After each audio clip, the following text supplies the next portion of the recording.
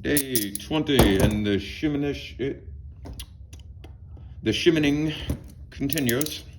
Almost said shimination, but that wouldn't sound right. The shimmening continues.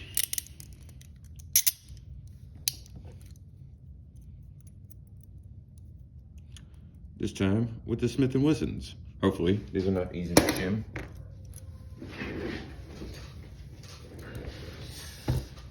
Oh, pay no attention. I just swapped these cuffs out for some plastic ones that are easier to shim.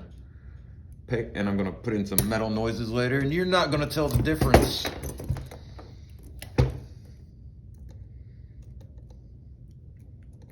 I hate it whenever you go off screen for just the slightest moment and someone in the comments is like, "Hey, you went off screen? You went off screen? What was I doing? What the hell did I do?" Nothing. I sat down, got my shim, and I shimmed out. That's day 20. Have a good one.